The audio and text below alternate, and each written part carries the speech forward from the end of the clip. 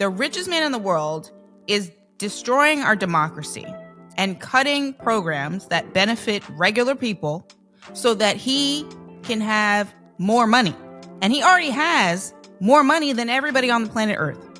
So imagine you have somebody with more money than all of us taking away health insurance, food, actual programs that people need to survive so that he can be even richer.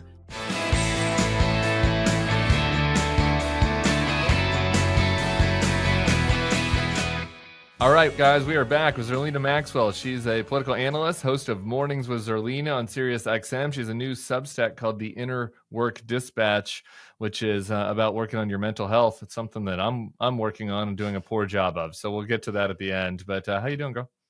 I'm all right. I'm hanging in there. Like I say to most people, I am trying to stay sane.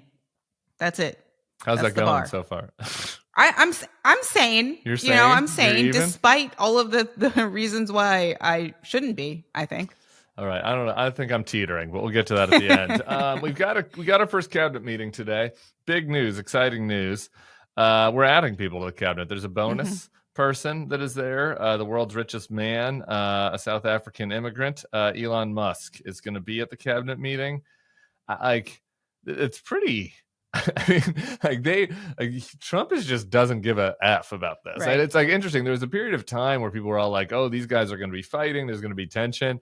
I don't know. I think he kind of loves it. But what's your take on what's going on with that? Well, I think he's going to love it until the utility of having Elon Musk there goes away, right? Sure. So up until the point where somebody explains to him that this is actually hurting his polling or his popularity, I think he loves it because Elon Musk gets all the smoke. He gets all of the heat from the public and all of the things that the administration is doing. People are going to blame Elon Musk basically at this point.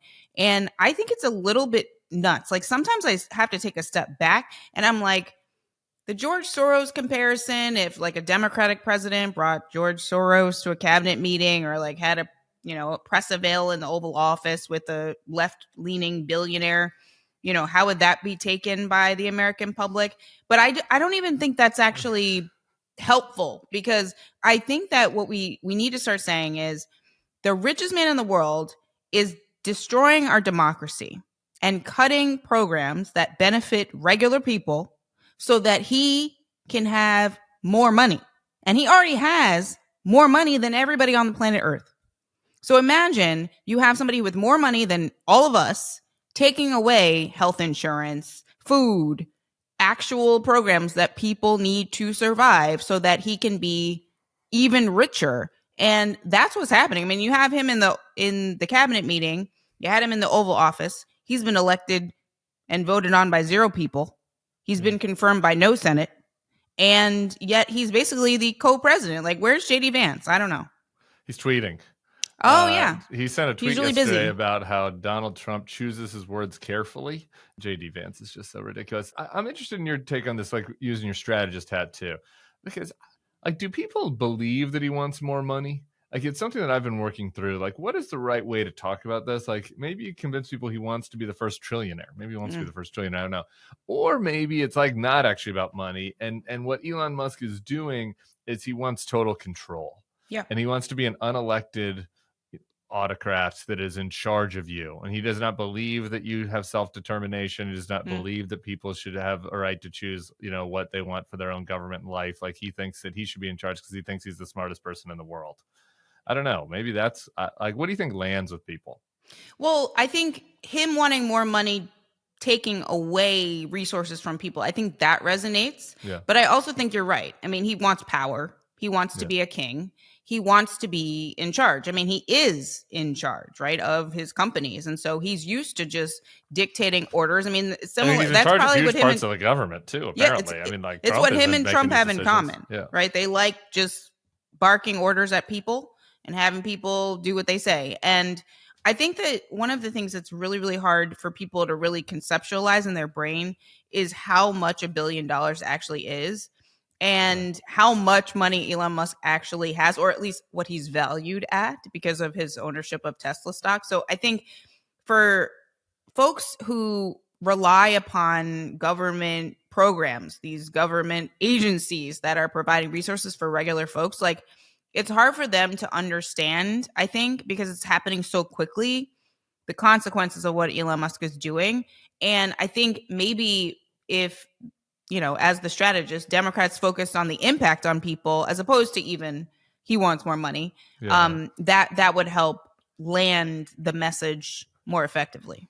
Well, I'm excited to see how the cabinet meeting goes. In the first one, it was everybody had to talk about how great Mr. Trump was, sir. Remember that in Trump 1.0?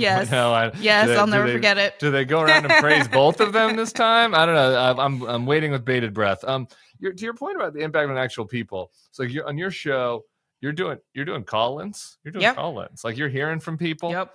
You're hearing from real folks. I'm kind of curious what that's like. But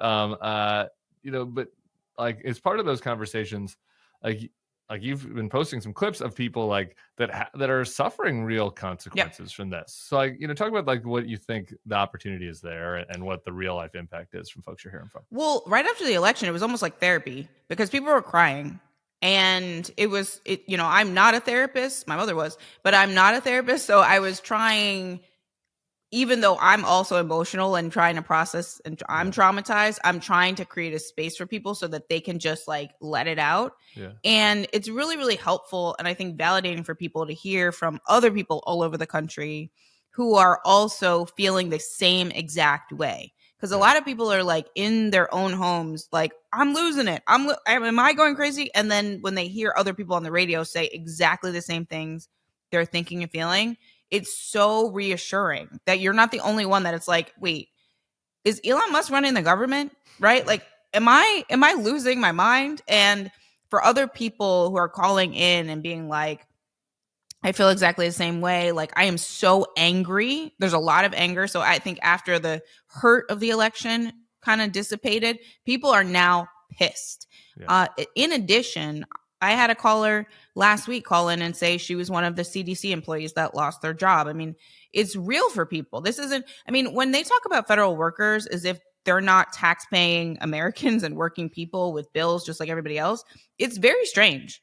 Like this is going to have a profound impact on the economy that we don't even foresee because those federal employees are a part of our economy and they go and shop at businesses and go to restaurants and, they are workers just like everybody else. So if you fire millions of people because you want to pay for your tax cuts, that's going to have an impact in the economy that they're not thinking that through. Elon Musk doesn't care about that, but Trump should. Yeah.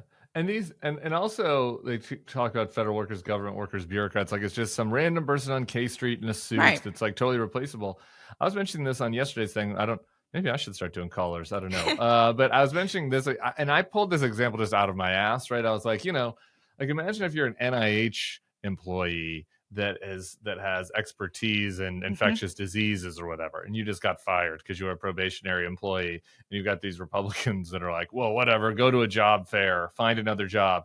Like literally one of our commenters was like, I'm an NIH employee who's a specialist in gene therapy that got fired. Yeah. Right. And it's like that, like putting those actual faces on things. I mean, that is a person that I assume an expert in gene therapy, God love you, will be able to find other work because that's like, that kind of specialty. But like when you hear from the people that are calling in, like it's like these people like have real like expertise that is being lost and they help other people and they have impact on their community. And I do think the ripple effect of that is going to be real.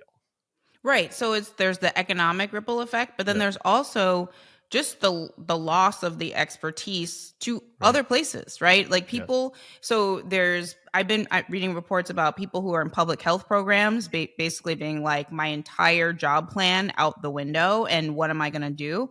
Well, those people are going to go to other parts of the world. And they're going to bring their medical expertise and their research to other places that are willing to accept them. In addition, I was reading yesterday, or maybe it was a TikTok I saw. It was about a medical conference. It was about people who specifically specialize in like devices for people who are deaf or hard of hearing, right? And that at this conference, all these people are processing the fact that they're going to lose all of their pathways to employment and research because it's diversity in terms of hearing and because the word diversity was in the language. Oh my God. Right? So it's actually neurodiversity or whatever. I guess that's right. it's not Like it's neurodiversity, actually yeah. so stupid. And so it feels like to me that they are not. So one of the things that is both good and bad is that they are not thinking anything through. Right? Elon Musk isn't thinking anything through, and he has no idea what most of these people in the federal government do. It's the example that they fired all the people guarding the nukes, and they were like, "Oops, our bad," and oh, we fired all the people that do bird flu. That seems bad, And so I think that there are going to be unforeseen consequences that are going to make them look foolish. I hope it doesn't hurt too many people before we fix it. But I don't know. I mean, I feel like COVID should have taught us that these people do not think things through. They're going to they're going to do the comparative, get rid of the pandemic response unit, and then a pandemic happens. Yeah. So they're not competent at all. No.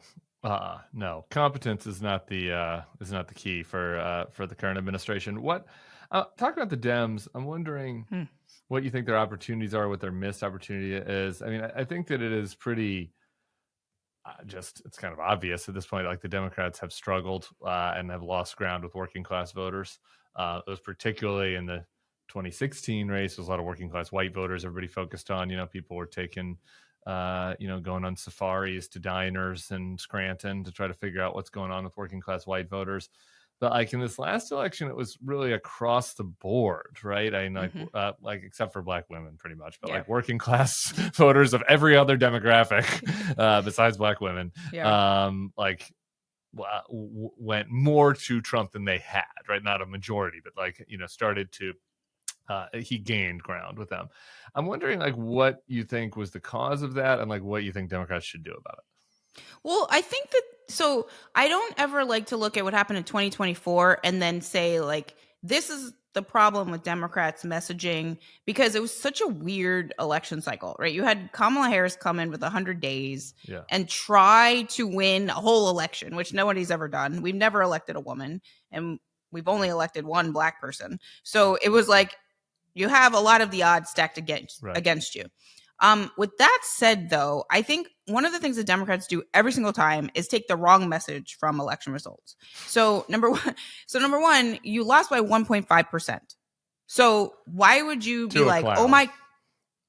Say it again. To a clown, and you didn't lose right. No. to Nikki Haley. You lost by 1.5% to a guy that was like a felon and a clown. I absolutely acknowledge that is true. Yeah. However, I think that we have to understand that the people that are willing to vote for a clown over Kamala Harris are not going to vote for a Democrat. Right? Like there's a lot of people that spend a lot of time trying to win back voters that are never going to vote for a Democrat again. They're not going to vote for a Democrat again. I think the focus should be on turning out the people that didn't vote at all. The 50% of people that were like, just doesn't matter to me. Democracy, I just don't really care about that much. But my eggs are really expensive and I'm very frustrated. But still, I'm not really convinced that I need to participate at all in elections to save democracy, to do anything. Like, I'm just going to go over here and do what I'm supposed to do in my day. I don't care about politics. I'm not involved at all. And so I don't think Democrats spend enough time trying to reach those people. They spend so much time trying to win back folks that I don't think they're going to ever win back. They are not going to win back people that, watch all of Trump's rallies through 2016 or in 2024 and weren't offended and weren't offended by any of that, voted for him despite those things, watched him in power for 4 years, including during COVID, and then voted for him again. I think those people it's too hard to win back those people at the expense of your base. So one of the things that Trump does well is that he's always firing up his base. And Democrats are always trying to win the middle as opposed to firing up their own base, which you would be able to capture some of those people who are disengaged because they have the same interests with your base. So I think that it's a matter of what you are prioritizing in your message as opposed to a more strategic thing. I think Yeah. it's been my frustration for like at least 15 years. Okay. Well, I want to push back. I have a little bit of a different view, but before I do give my pushback, I want to hear a little more about your view. Like, what do you think? How do you think the Democrats could appeal more to the base? I think we're talking mostly about people like black voters didn't vote, young voters didn't vote, or like really probably the two groups that we're talking about mostly. Like, what do you think they could talk about that it would, in your view, bring more folks from those demographics out? It's not even it's the mediums they're using to talk to people. So the Democrats are like, we have to fix our message. I'm like, your message, you could tweak it, sure. But if you're going on cable news at 1:00 in the afternoon, it doesn't matter what you're saying. I don't understand why that's continuing to be the strategy. And I think that there was some criticism by those mainstream media outlets that were like, why is Kamala going on Call Her Daddy? Well, that's because people listen to that. People watch that. The base of the party that you need to vote actually consumes that.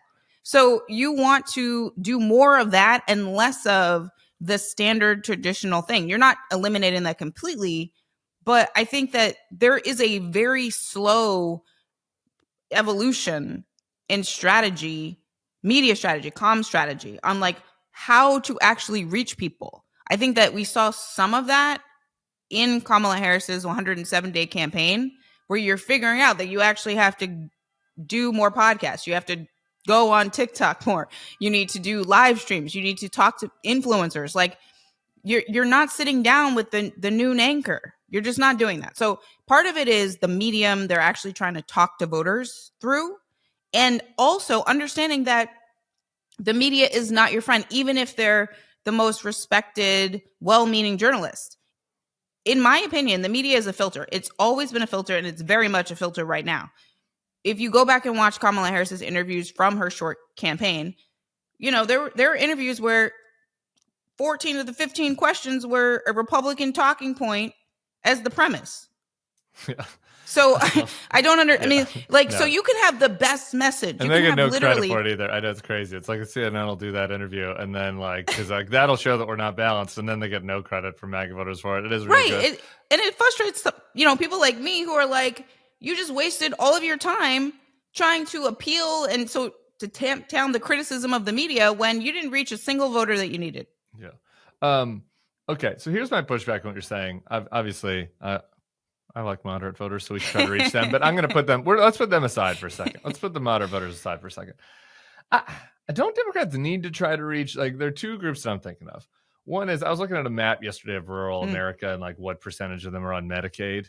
And it's I don't know, man. Couldn't Democrats maybe not get a majority, but get some gains? Oh, yeah. Among old whites in rural America who need their Medicaid? Couldn't Democrats get some gains back from, if you look at urban neighborhoods? Those aren't voters that Democrats can't get. They're people that voted for Democrats their whole life. And then this time, again, small percentages, but meaningful, 5-10% in some boroughs in New York, like Bronx, moved towards Trump.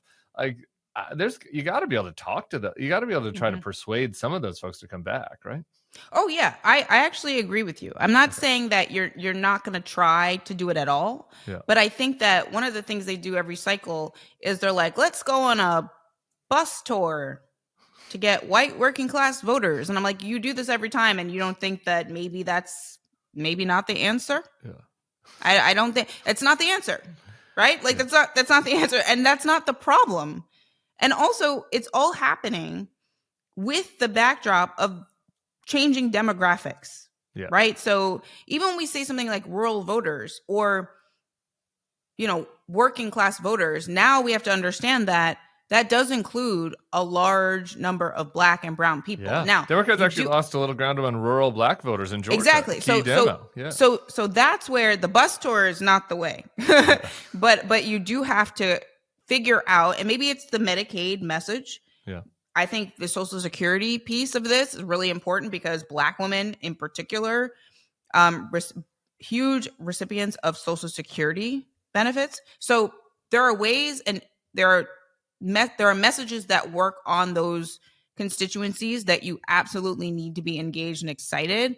But I think that they keep doing the same thing over and expecting a different result when they needed to evolve with the demographic shift. All right, let's talk about our inner selves. Yes. The inner work dispatch. So, I'm dealing with the current Trump 2.0 by doing an unhealthy amount of working and then binge drinking on the weekends. Is that the kind of inner work that you're talking about, or do you have any advice for me? No, and no shade to the folks who have chosen those things. I would say that I'm just trying to be honest about how I'm doing about my self work. I am going to yoga too. I am going to yoga. Yeah. Okay. Drinking and yoga. Yeah, Is it hot yoga or you're like sweating it out? Like yeah, sometimes depends. Okay. So I don't know if they told you, but I live in Italy now. Oh, so wow. I'm doing the second Trump administration very different than the first. Okay. The first Trump administration, I was like, all right, I'm the resistance. I'm out here. I'm doing it. I'm up front. I'm consuming it nonstop. I am working all the time.